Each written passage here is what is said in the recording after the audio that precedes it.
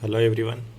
देखिए, इतिहास के बारे में चर्चा करेंगे। प्राचीन इतिहास, इतिहास के कौन कौन से भाग हैं, प्रागैतिहासिक, आदिशासिक और ऐतिहासिक। तो बात करते हैं प्राचीन इतिहास। वैसे तो हम इतिहास के 3 भागों में बांटते हैं, प्राचीन, मध्य और आधुनिक। इतिहास का वास्तविक विभाजन जो होता है, देखिए, प्रागैतिहासिक, आदिशासिक और ऐतिहासिक। प्रागैतिहासिक काल का तात्पर्य ऐसे काल से है जिसके कोई लिखित साक्ष्य प्राप्त नहीं होते हैं, और आदिऐतिहासिक काल वो काल हैं जिसके लिखित साक्ष्य प्राप्त होते हैं पर इन्हें आज तक पढ़ा नहीं जा सका। ऐसे इस काल को हड़प्पा काल के रूप में भी जाना गया है। वही ऐतिहासिक काल ऐसा काल है जिसमें लिखित साक्ष्य प्राप्त हुए हैं और पढ़ा भी जा सका है। प्रागैतिहासिक काल को भी 3 भागों में बांटा गया है, पुरापाषाण, मध्यपाषाण और नवपाषाण। पुरापाषाण काल पत्थर की प्रारंभिक अवस्था थी। यहाँ पत्थर का धीरे धीरे परीक्षण हुआ और इस काल को भी 3 भाग बांटा, निम्न पुरापाषाण, मध्य पुरापाषाण और उच्च पुरापाषाण।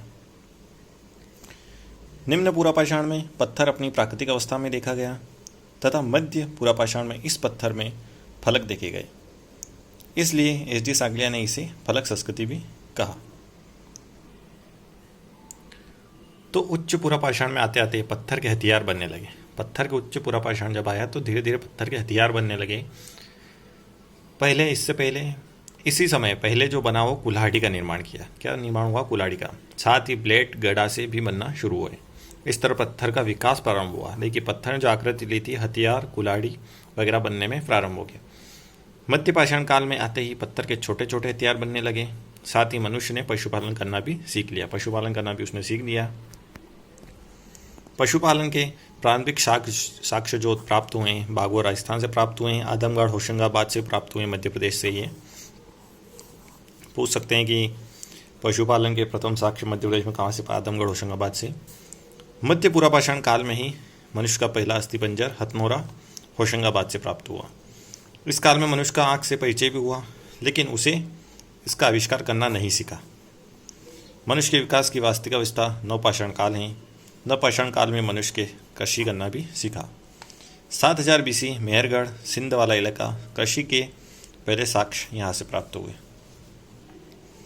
कृषि के कारण ही मनुष्य ने समूह में रहना प्रारंभ कर दिया। इससे ग्रामीण व्यवस्था का विकास हुआ। साथ ही इस काल में तांबे की खोज हुई, पहिए का आविष्कार हुआ, मृदपान, मिट्टी के बर्तन बनाए गए। धीरे धीरे आग का आविष्कार भी हुआ। जब इन गाँवों में उत्पादन की अधिकता हुई तब वस्तु विनिमय भी प्रारंभ हुआ। क्या प्रारंभ हुआ? जब उत्पादन की अधिकता हुई तो वस्तु विनिमय भी प्रारंभ हुआ। व्यवस्था का जन्म हुआ। इसी कारण एक शहरी व्यवस्था का जन्म हुआ। हड़प्पा सभ्यता के नाम से इसे जाना गया। ठीक है फ्रेंड्स।